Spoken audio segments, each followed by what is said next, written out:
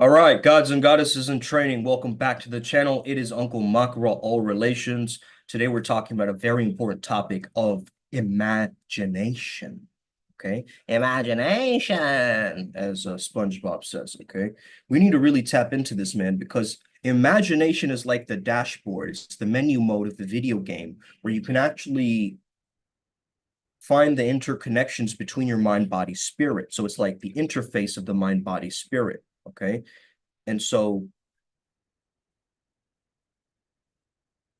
hold on one second. I'm not able to hear myself. Okay. Okay, cool. So let's get started. Let me just change the settings and so forth so you guys can comment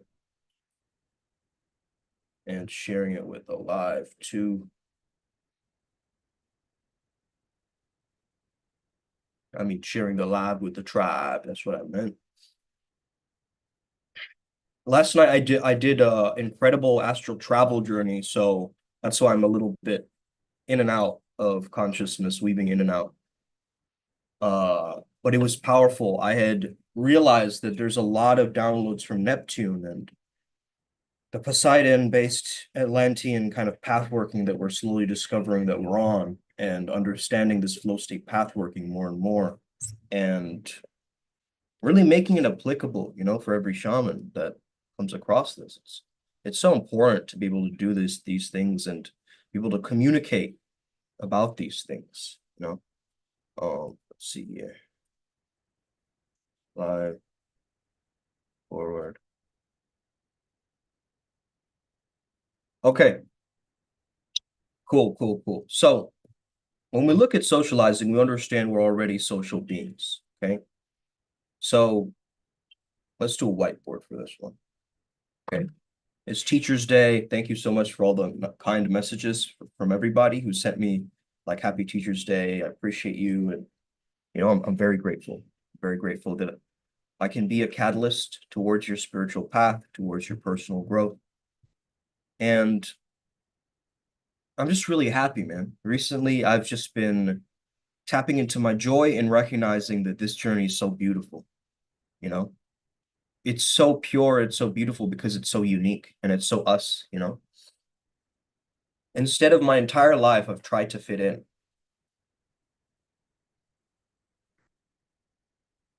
And be a conformist and buy all the fancy trends. And when I saw my friends buying Quicksilver and like Billabong and all this kind of stuff, growing up in Switzerland, I was like, maybe I want to be like the skaters, or maybe I want to be like the hipsters when I went to college, or maybe I want to be like the UK grime people, right? When I went to the UK. So it's like wherever I went, I was like understanding, maybe I want to embody or understand that essence, because again, it's me understanding humanity, correct? So that's the way I want you to understand this. So,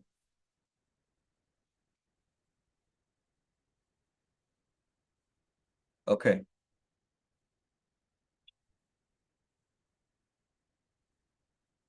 Okay. So first of all, we got to understand the word magi is an imagination.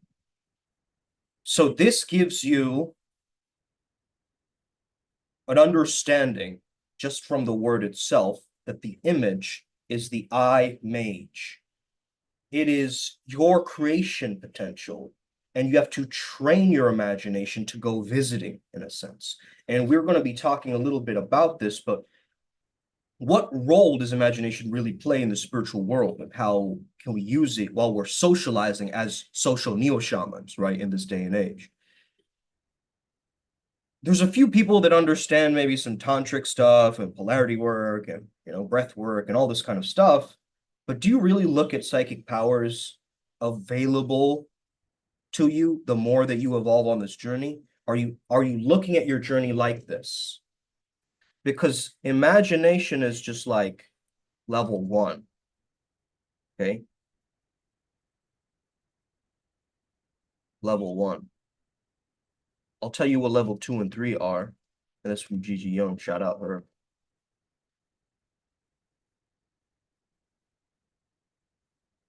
Okay. Imagination is level one. Intuition as we mentioned before, intuition is level 2, okay, where you're learning. You're still learning about your gifts here, right?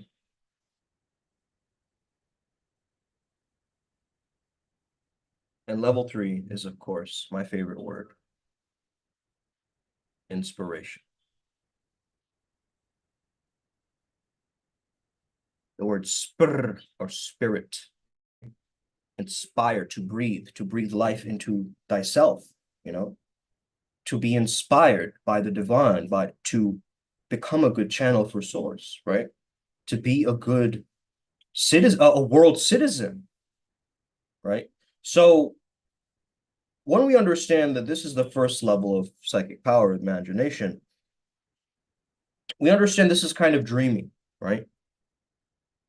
It's very theta, it's very dreamlike, it's very it's your astral body, okay? It's associated with your astral body, okay?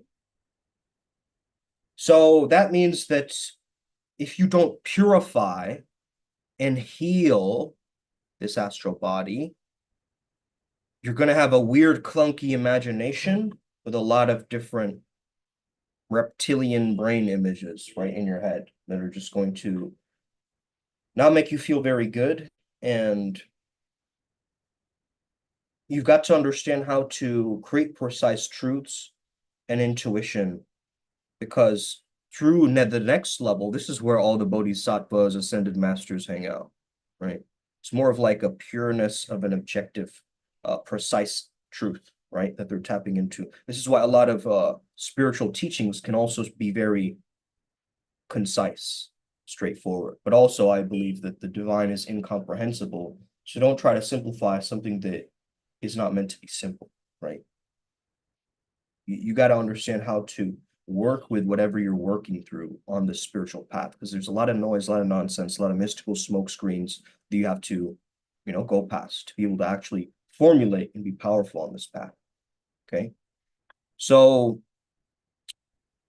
let's see here. Anyone tapping in yet? No. Okay. All right. So then we have the intuition, and then finally we have the inspiration. Okay. Now, you can channel from level 1, right?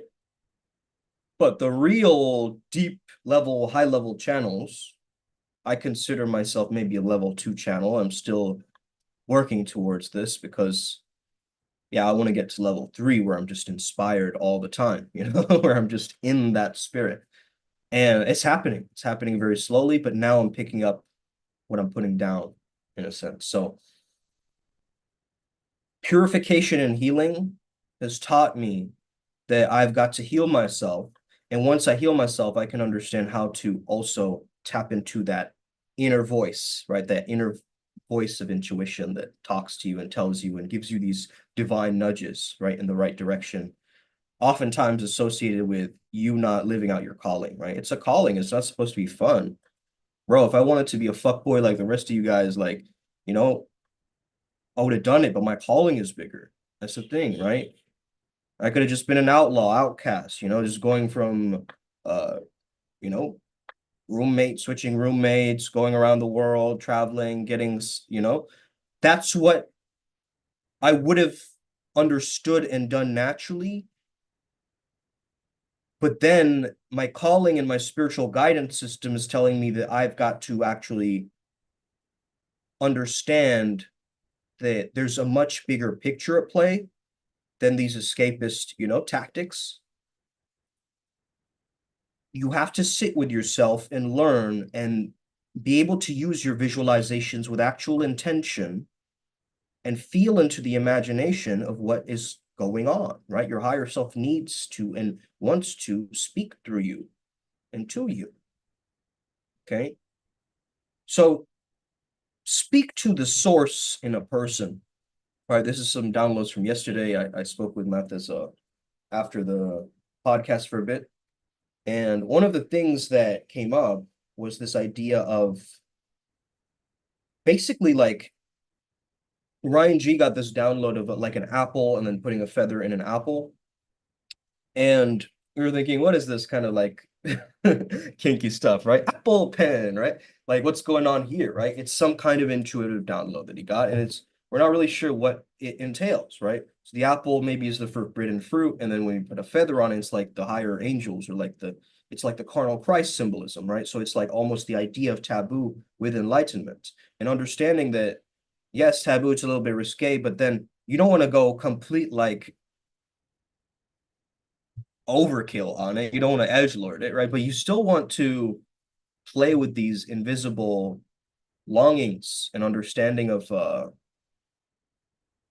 you want to be a very specific way and you want to live in a very specific way and you want to socialize in a very specific way. But what if I told you that all of that is going to come once you purify, heal, and actually tap into your psychic superpowers?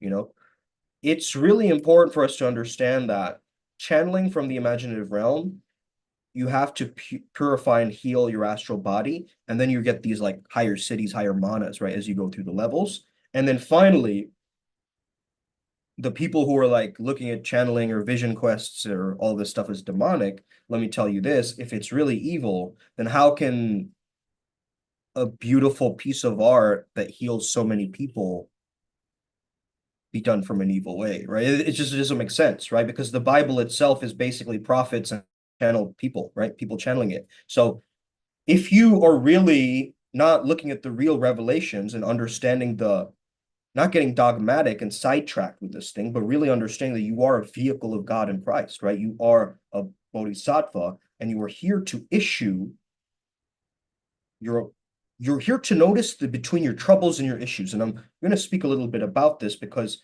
your troubles are a very private matter. Your issues, you got to make the issues, we call it a social issue, right? So the issues are a public matter, right? And this is sociology that I'm bringing up, okay? And I want to bring in a little bit of sociology because otherwise we can't really understand this as social shamans properly, right? We got to know what's already available in the hidden wisdom quest and in the knowledge of the literature that we're actually looking up, right? So the main thing is you're not attuned to your higher self. You're not wired in, tapped in, locked in on your process. Interesting. We had a podcast last night on IMC TV, so go check that out. It's all about how to have the sage mentality for socializing. Okay. So yeah, go check that out if you haven't. Now, of course, there's the astral body, but you guys also got to understand there's a higher, right? There's a Midgard type of place, right? And then there's a lower astral realm that you can understand, right? So you have your shadows, right? Your weird kinks, imaginations, fantasy that seem a little bit like, what the fuck? Like, why am I doing this, right? What is this weird habit that I do, right? That's the lower entities.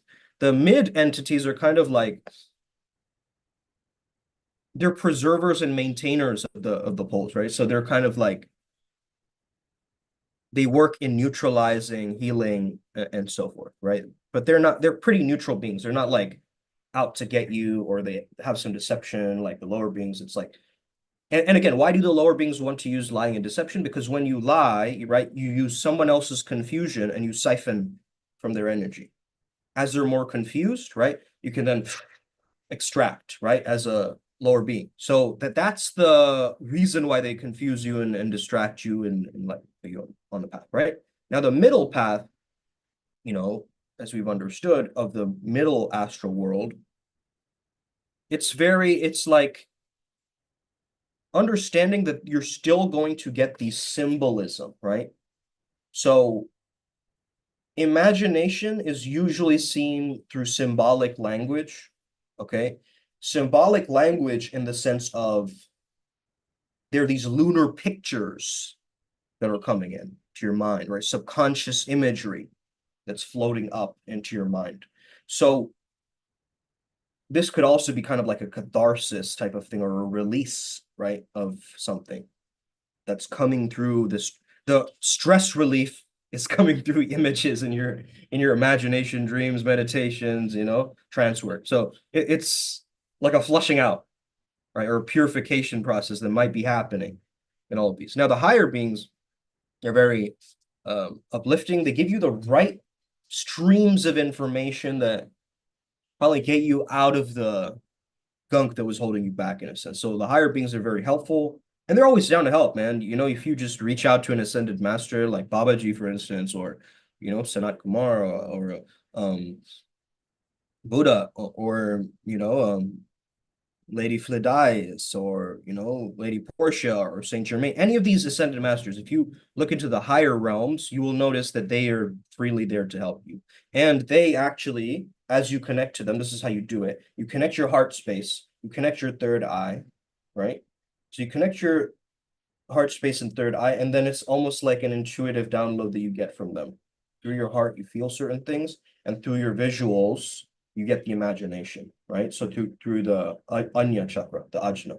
So with these higher beings, it's like you connect third eye cord and heart cord, and then they transfer the streams of information. So they understand you, and they will actually meet you where you are at, which is beautiful, right? As an analogy to understand. These higher level beings, they're not going to say all high and mighty. Like a lot of them actually come down to your level to help you, right? They have a deep stillness, a presence, and a peace that is there to guide you along on this journey. And it's pretty empowering, right? But also, I've learned that, you know, you got to use both at times. Who are the highest level channelers? Is Bashar a channeler? Yes. Bashar is not the channeler, bro. Bashar is the alien that he channels, but Daryl Anka, yes. He's a high level one, I would say. Edgar Casey, you know, what's her name? Um,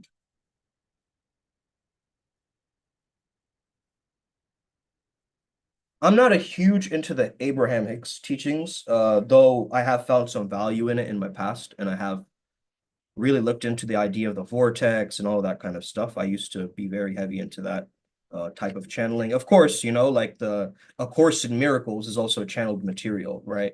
So the Law of One is a channeled material, right? So Carla Ruthbert, I think her name is, I forget her name, but yeah, she wrote the channeling handbook. It's a very powerful one. That's the one that I refer back to, and also the science of channeling. So there's a noetics society that actually did research on channeling and so forth, and they found that it's this kind of strange receptive and it's a receptive and effective like communication thing from another side, right? So there's a lot of interesting channelers, and if I were to just say the highest level channeler, probably Bashar, because he's predicted a few things, and he's also talked extensively about Atlantis, and so I have to probably visit or revisit some of those old lectures that I used to have. I don't know if I still have access to Bashar's library or whatever, but anyway, um, but most channelers, man, it kind of just seems hokey. You know what I mean? It's just like you listen to them and you're like, yeah, I get it. Like I could have got that knowledge from like a book or like my next door neighbor. You know what I mean? It's like be a kind individual. Yeah, we know that, but how are you going to apply that? You know what I mean? It's like you can say that as a channel and understand that. But this is again the skill of the channeler, right? Because the skill of the channeler is that you are the translator from these higher beings, which is very difficult to interpret at times because it's so abstract. Like a being will give you, you know, just a random symbolism of a floating orb in mid-space just going like this, and you have to interpret that as data, right? And so that's a big thing to kind of unwrap or unpack, if this makes sense, okay? So there's something called narrative imagination, where if you have ever just been so involved, right, in the heart of a character in a movie or TV show that you watched, and you're like shipping them together, and you're like finding all of these different pockets of their intuition, and then you're moving with them, right, as the character, uh, you know, feels heartbreak, so do you. That's narrative imagination, right? So even through the TV and the movies and the shows and the memes and the reels we watch, right? all of that is getting stored in the subconscious, right? And the moment you're like engaging with this stuff and like double tapping into these posts, you're giving your chi, your energy to that. So be very wary of that. See, you're giving your energetic consent to them, right? You're giving them your actual chi, because it's a double tap, right? And it's a physical action that you're doing. It's a do.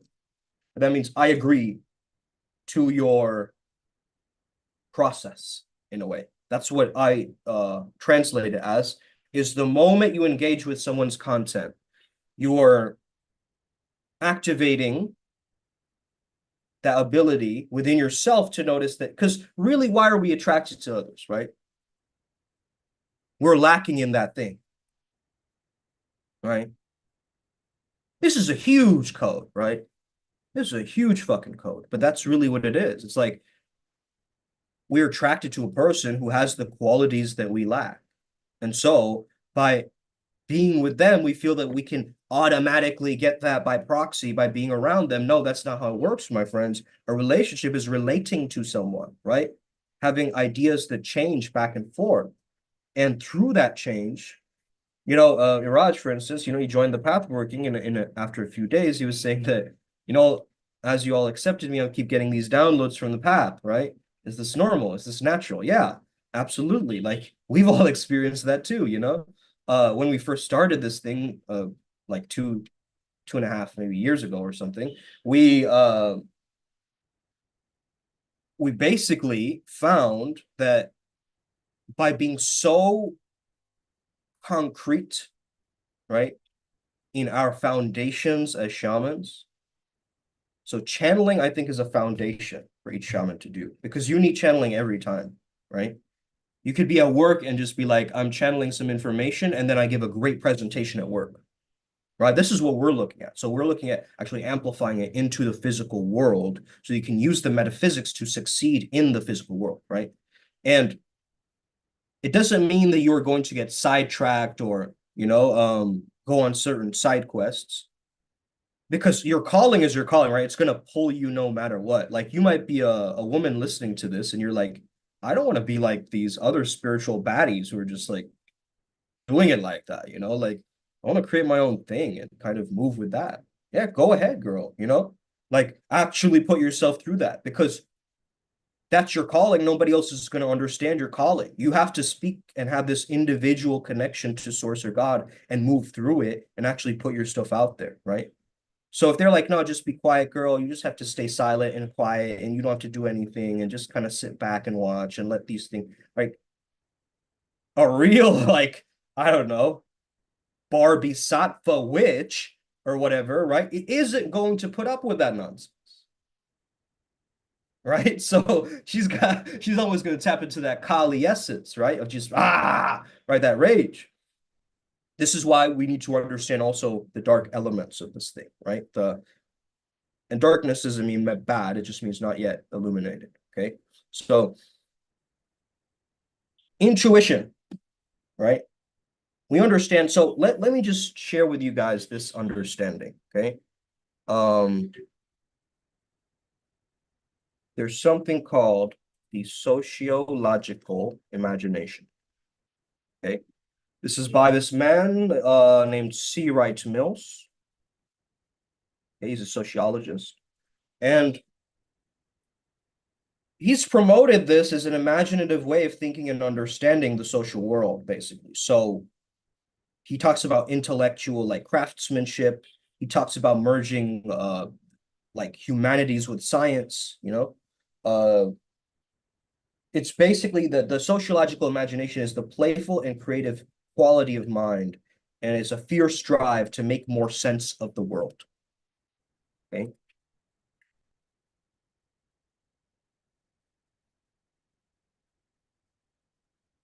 A fierce drive to make a sense of the world. So our brains are meaning making machines, right? And so we as society, we always want to understand what the hell is going on, right? You're struggling where it doesn't make sense to you. Why? Because you're sensate. Okay. because it's not like you're sensitive as it's naturally being portrayed, right? Through society, media, movies. You're not like hypersensitive in the way that you're breaking down and crying all the time, even though that kind of sensitivity is probably a sign that you're going through some major catharsis, right? You're letting some stuff go. That's why your tears are coming out constantly, right? You're just like, oh, oxytocin, oxytocin, oxytocin, right? So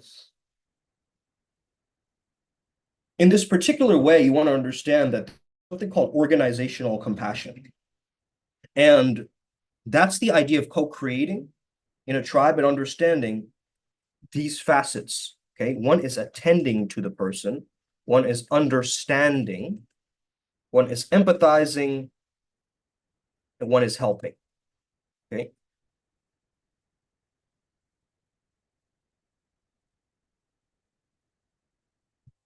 You know, karma, bhakti yoga, raja yoga, jnana yoga, you know, it's like, hey, we understand that as well. It's like these different ways that we're seeing through the codes of this thing, right?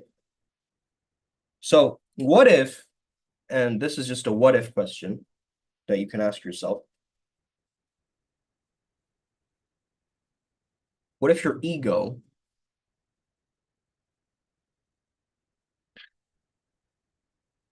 and the observer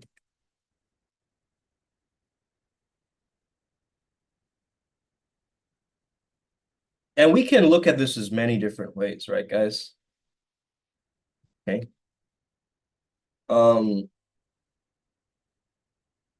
Yesterday, I remember I was tapping into these ideas, so I'm going to go through them.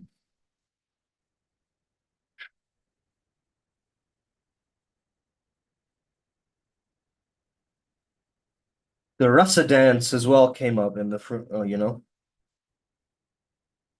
the lila. Let me see here. Nope, this is not it.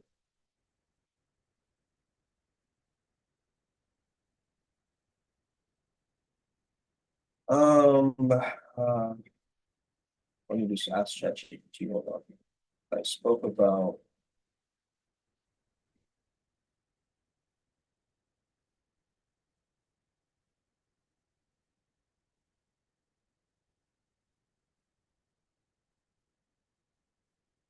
yes.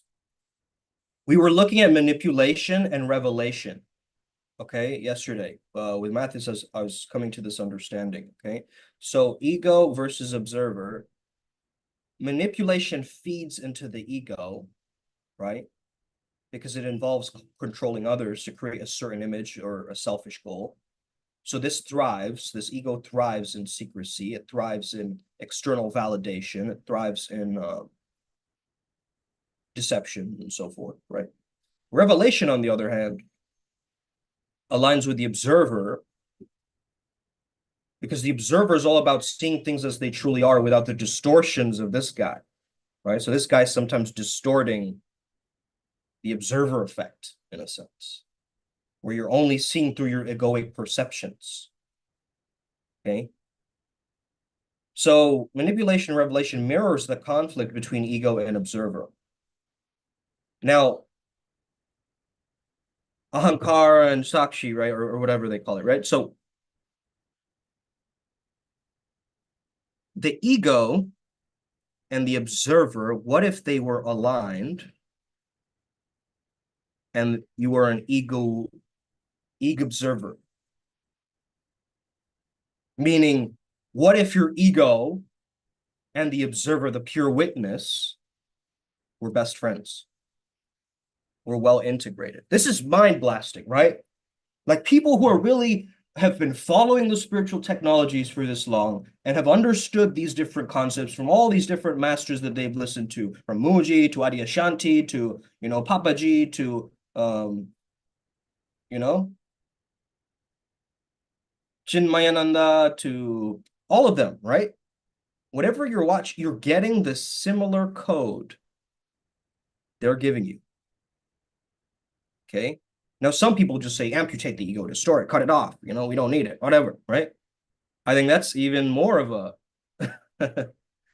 a fucked up way to respond to it, right? Anthony says, I respect your YouTube grind and the confidence to talk about the things you do. Hey, thank you, bro. It took me a bit to, start talking about these things like in a way that's so freeing, But so I appreciate that, bro. You're just recognizing that because that is within you too, bro. Like to have this quality, just talking without a weird mental filter telling me I must make it appear a certain way or do it so that I have my YouTube clout or whatever, So I appreciate that, bro. Thank you. Us. So suffering creates empathy, right? Jean-Jacques Rousseau mentions that. Now, that means that weaknesses make a man sociable. Holy shit. So you actually thought that by being vulnerable, because she's going to see me as weak and, it's going to be bad. But actually, vulnerability as a catalyst in the right way can be seen as one of the most attractive things, actually. Because you are vulnerable with the solution. That's what, makes you different from all these other guys just complaining and whining and, it's not working for me. It's not going right. My work doesn't like me and my boss hates me and my this and, right? Like if she's hearing that, she's going, ew, bro. Like, like that's immediately because why? Because she fears for her security, right? Women fear abandonment, men fear failure. This is why men chase success and women try to stay in relationships. Okay. So this is such an important code because we're understanding male and female dynamics and socializing, but we're also understanding this real spiritual dynamics, right? Of all of this. So if we, right, if we become a very good channel and you're able to have a conversation with somebody and then suddenly you'll get an insight, something in your mind that comes up as an image, right? This has happened to some of you guys. I can tell, right? You're having a regular conversation, then out of the blue, something very mystical happens that reaffirms something. By the way, Ryan, did you end up watching Ghost Rider last night or no? Interested to know that. But yeah, guys, if you have any questions, just let me know, okay? Anything that's coming up for you guys. I see 5 people watching now. Osa. Let's go. Ashe. Let's tap in. Okay. So the observer. Okay. The egg observer. He's just watching eggs. Lego my ego, right?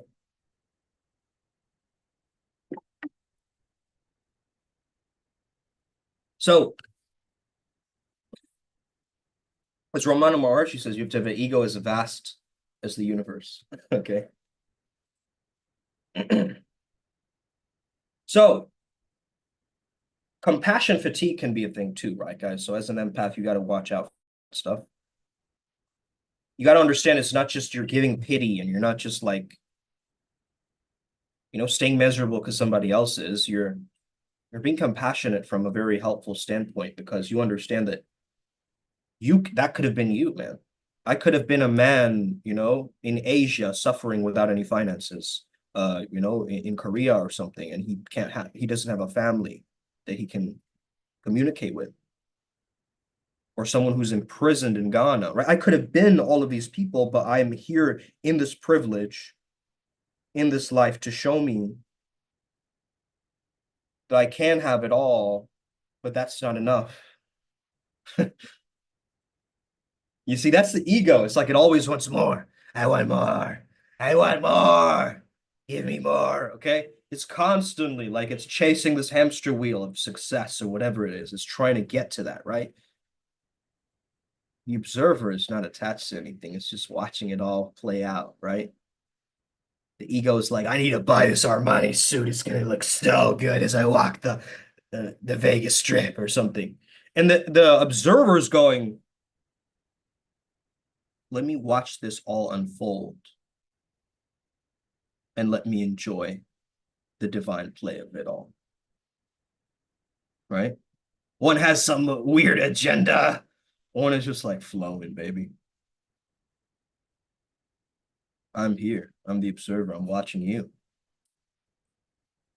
You know? Hey, what's up? You know, little social connections through your imagination, right? It's so easy to clink and cheers with somebody, right? If you're at a party. So easy. Right? Cheers. Have a good night. Hey, how's your night? Good. Cheers. Boom.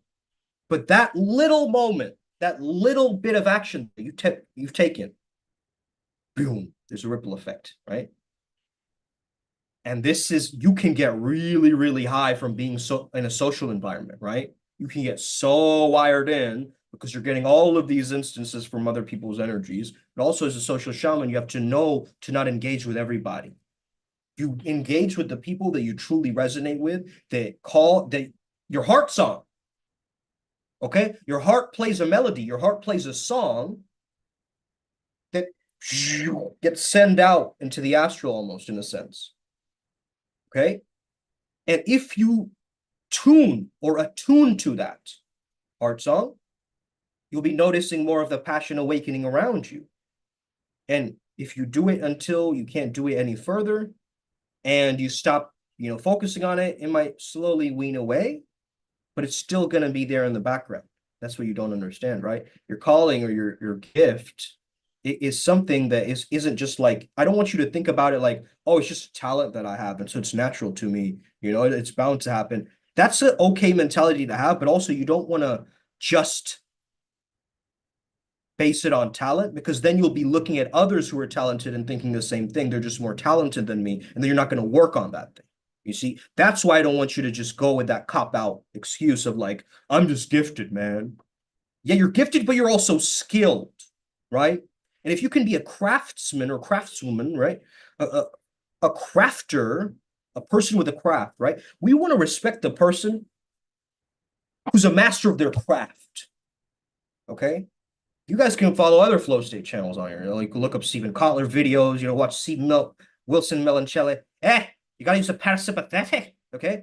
That guy, you can watch. I don't know who else is out there, man. Maybe a few others who were there, but then changed their name. Right? Everybody wanted to be a flow state coach. They even had the usernames back then. They all changed them around, bro. At least maybe 3 of them that I can know. But guess what? I never let go of the flow. I never let go of the flow because that is my most free state. Natural state. Higher self is natural state. It's not something to rise into. So bring your attention back here. Drop it in, right? And understand you don't need to just have all of these routines and manuals. Those are like training wheels of a bike, right? Of socializing. Oh, so use this pickup line, use this word, use this random routine, use this storyline, use this DHV gambit, showing others that I have high value rather than actually being a person of value, bro. Your stories of value got to come from you, And if you're like, yeah, but everything goes in the weird field of socializing, I could lie about something. You could lie about something as a joke, but not like lie about something that's like fucking legit. And then she finds out later, and then it's like a huge fucking headache to deal with, right? So that's why I want you to be in truth consciousness and really, move with it. Oh, okay, you watch Grown Ups one, God, the cringe was real shit. Okay. Yeah, those movies are kind of cringe, bro. They do bring that up. Find the freedom your craft grants you. Absolutely. Absolutely, Ranji. That's the code. Find the freedom your craft grants you. And once you really know that what I'm really good at is what I worked on and is also what is most natural to me. Okay. Like I've done this since a very young age, but I didn't have the words for it or maybe the intelligence or the the expression, you know?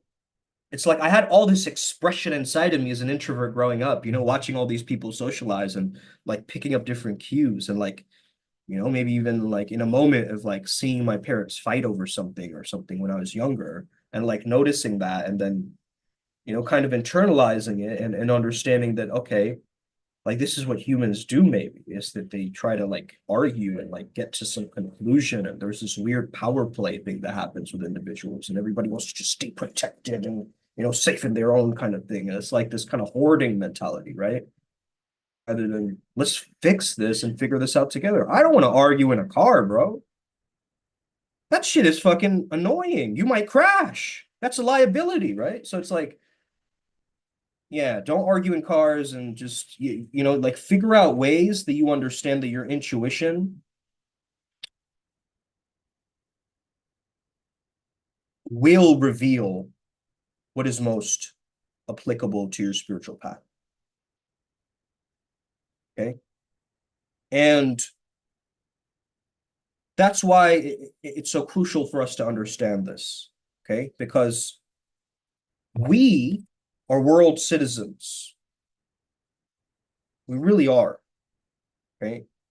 Now, I say that with more certainty because I've traveled the world and, been to different places, but you know it yourself, right? We had a meme that we posted, let me find the right words for it. So I said, you went on a retreat cute. I unlocked the universe's secrets from my living room. Okay. Now, this is the cocky shaman archetype. Okay. Other Neo-Shaman says connect with nature. Us, we are nature. Okay. So this kind of mentality is what you want to have as a magi. Okay. It's a very powerful one. Posted this on my story as well. The great work of a mage is never finished. So that means you are technically going to be a social concept forever. With all the guides and spiritual guides that have lived on for eons, and here you are working with all of these energetics, these frequencies, right? Going to certain places and picking up energies from there, right? It doesn't end when you die. This thing keeps going. Maybe even your yadams or your specific beings that you're associated with before your death, they guide you into the Pure Lands or they guide you into the next life, right? Okay. We don't really know what's going to happen after our death, right? Nobody really does. It's a fun thought as a spiritual person, right? To understand what happens, but more so, it's more important, what are you leaving behind once you do die, right? What is your craft? What is your mission in life? And why is that mission not your priority? Why have you made something else more of a priority than your mission just to do something else? Like, I'm done, guys, with like impressing my parents for academics. I'm done. Okay? It's no more. No, enough is enough. I'm an adult. There's no fucking reason. They want the best for me. I get that. But then that's why you have to learn how to communicate, right? So I explained to my mother, like, look, I want to do this. I want to make this path working the greatest thing ever. Support me through it, He's like, yeah, okay, I'll support you through it, But it took some convincing. And that's why you have to have persuasion as a shaman and not just think of it like, you're manipulating the cosmos and reality to get everything you want. And as a creator of reality, you manipulate energies, hoard resources from others. What are you saying? Right? What are you saying? Okay. That stuff is nice to think about in a fantasy of a Sigma male living in a clock tower somewhere, but that's not going to be applicable to the social craft. So stop staying in your excuses and rationalizations of why you're not going out, bro. Right? There's way too many of them. Way too many rationalizations and justifications not to go out, right? and interact with others. But what is interaction? Doesn't mean you have to have a full-blown conversation with, 18 people.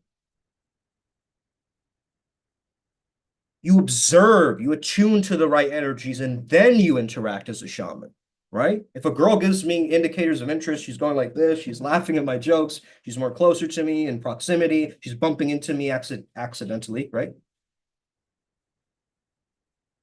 That person is naturally going to be in my energy signature, right? Because they like the vibe or whatever.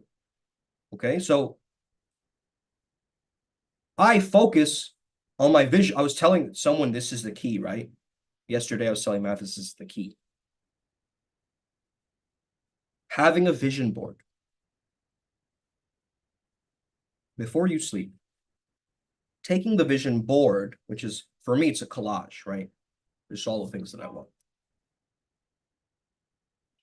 And it's a huge collage. Words are there, pictures are there, right? That entire collage, I almost imagine it's like Play-Doh or something. And I'm stretching that material out and I'm placing it through the top of my crown, my body, and I'm just like wearing it through my entire body, right? Like a human life-size condom almost, in a sense. I'm going, okay? So I'm taking the concept, the energetic concepts of the vision board, I'm crystallizing it. The visualization is I'm wearing the vision board through my entire beingness. It's already here, it's already mine. Golden, number one.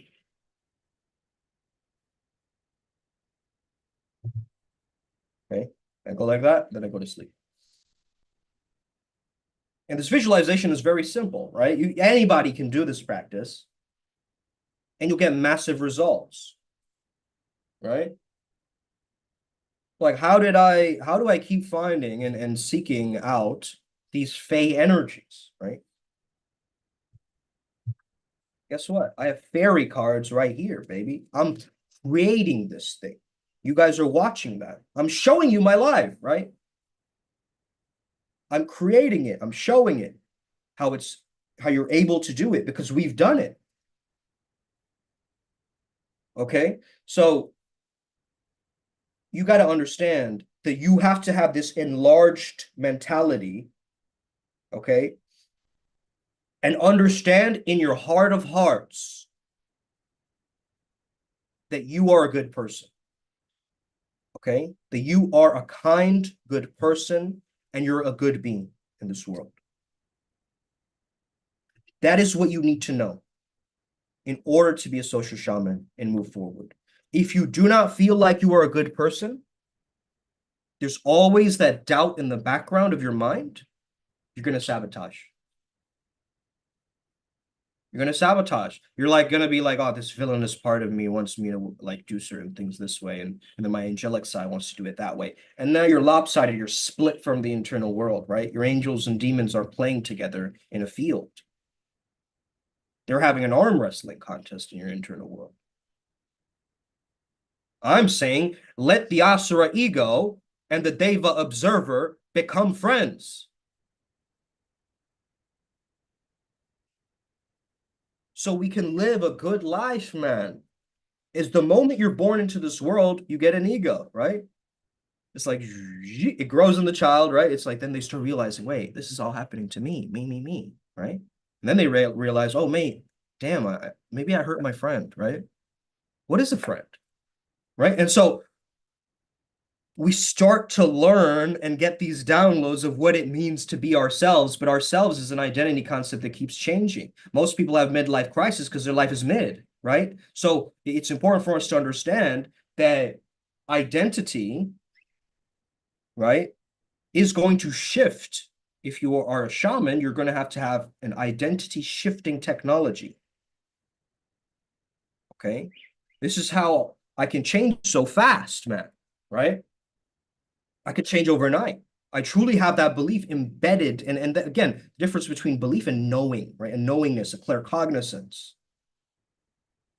You can believe in a religion. Can you know? Do you know? Do you have a personal relationship with God? Or do you just blindly follow scripture through some intermediary somewhere, and you're at the brunt of that, and you're just following the la la la, you know, going down the park. Oh, do this. Okay. Oh, do that. Okay. Right? There's some very kind, humble people in this world that will do things for you like that. But it's again, don't take them for granted, bro. Right? The person who takes out the trash or the maid or any of these people, man, don't take that for granted. Because I've understood that, man. I have a maid here in India, right? But then when I went to college, I had to do everything myself. Everything, right? Fuck. Right? How am I supposed to focus on my shamanism then? It's actually a blessing that I have a maid. Okay? If I'm constantly around, right, cleaning my room, doing all this stuff, do you think I'll have enough time to actually thrive in what I'm doing? Right? Now, to be fair, I do have those creative tendencies, like a little bit of messiness and here and there. But I think that it's not really messiness, it's my mind. It's my mind being projected outside. So your environment is just a projection of your inside. So if you're more scattered and scrambled, your environment is going to look scattered and scrambled. Hey, that's just this is how it is, right? So don't look at your environment and be shameful of it. Like, I'm living in this low rent Airbnb somewhere. Like, fuck this. This is not cool. Like, I have to, live paycheck to paycheck. Don't get caught up in that. That's just an environment that is being projected of your internal. Okay. So now I really want you to understand how I can change my relationship to this environment. And you do that by, first of all, deciding where you actually want to be and actually want to live. If you look at my wall, right, you'll see the beach there, right? This is how I keep affording to go on these trips and so forth, because I'm manifesting that. I'm manifesting that essence. Even in my workplace, I have the same wallpaper, right? So I've gotten a really long way to manifest and understand this thing, okay? Now, there's some manifestations that took like 10 years, but then I finally did it, right? That's happened too. But again, you can't keep looking at this thing like it's manifesting. Look at it as co-creating with the universe, right? With source, with God, with Allah, with Buddha, whatever you want to call that, right? You have to connect and collaborate with the divine, okay? That's how you're going to use. And again, I remember once, guys, I was at this kind of this date with this girl, right? We were having a very full-blown philosophical discussion about something, okay? It was really deep. And we were just laughing like kids, right? In this venue. We're all looking at us like, what the fuck? Like, stop annoying us or whatever, But we didn't have a care in the world, bro. Why? Because there's no one else there. We were in the flow state, There's nobody else around us. What do you think is gonna happen? Okay. When we were so wired in, present with somebody else, you think the rest of the environment matters? No. So when we started to, I was like, hey, imagine where we're sitting right now, we were in a forest, right? Who would those people be? Oh, those are the goblins, right? We started looking at the environment and using imagination in our social dynamics. So you could easily bring up these topics with girls that you're speaking to, man. It's fun. It's actually fun, right? You just joke around like, yeah, I'm a vampire. So what? Are you more into vampires or werewolves? Right? That's a conversation, right? And it's an exciting conversation because it's in the realm of an erotic novel or some shit, right? It's fantastical. It's luminous, right? It's bright. And you want that luminosity to be carried forth in whatever you do. You want to keep a little bit of that essence alive, right? So sometimes it's a very big, bright glow and you're intimidating others so much with it. That's a very soft, dim glow of light that you're just using in a certain environment, right? It's still that divinity, but it's formulated through your own mechanisms, your own individual way that you interpret that data as a shaman or a channel, okay? So the shaman is the one who knows. So you got to know who you really are. So ask yourself the question, who am I? But don't let your mind answer. Okay? Don't let your mind give you the immediate answer. Let your heart, soul, subconscious sit with that question and let it bubble up through self-inquiry, right? Something we said yesterday is dance is self-inquiry, right? Fighting is self-inquiry. Fucking is self-inquiry. Okay? Eating is self-inquiry. Isn't it? I mean, any task that you do, you're really inquiring more about yourself and how you do that. As a character in the video game of life, how do you manage to eat? And what does your diet look like? That tells me a lot about you as a character, as an ego preservation personality. But God doesn't care about the personality. The observer, the pure awareness doesn't give a fuck about your identity, bro. Okay, your personality. I'm sorry to say, right? Everybody wants to get a better personality, but that's not what it is, right? God is looking at something even beyond that. In fact, it's impersonality that they're looking at. They're looking at something divinely inspired and virtuous that does not have a specific virtue attached to it, right? So how do we apply this in your day?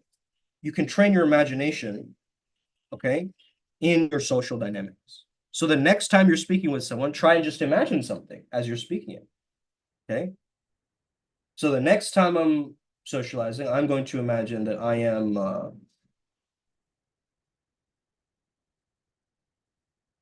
yes, you know, in deity yoga, we take on the aspects of the specific beings we merge with, right? We take on their characteristics, we slowly become them. And they're the I of them merge, right? Together.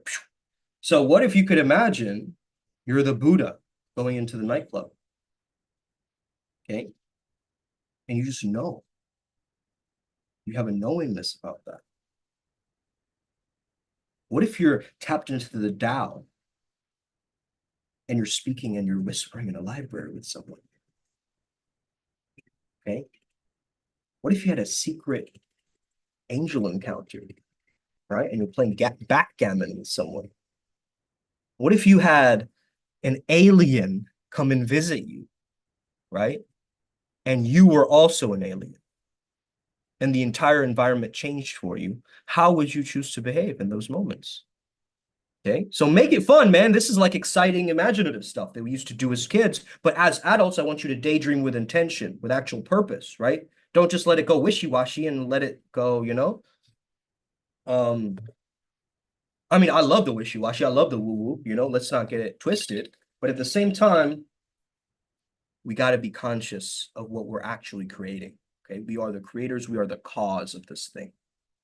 Okay, so I want you to be cause. Why? Just because.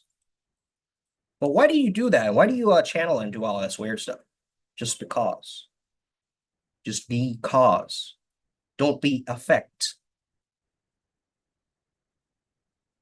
Just move forward and understand. This is how you create positive beliefs, guys. The ripples of the positive belief happens when you know I have a freedom and a choice. If you feel like you don't have a freedom, you don't have a choice, you're being forced into something, coerced into something, like stuck there, suffocated, that is not going to work in your highest order and for your higher self. So you have to break yourself out of the shackles and shock your system awake, man. You got to do some things to shake yourself around and create a tsunami or tornado in your internal world and, you know, move through the challenges. You know, you burn some candles, you do some rituals, you know, you do some incantation and mantras. You understand how to manage your internal world through all of these technologies because you are a biohacker, man. You are nature. You're not trying to merge with the natural world and like have this. You are nature. This is natural law. You are the most natural, the most primal, okay? But society's conditioned you to be this weird way. You've been socialized not to socialize, that we keep saying, right? So now let's go from imagination to our intuition. Tuition, be a tutor, right? The intuitive learning that we're doing.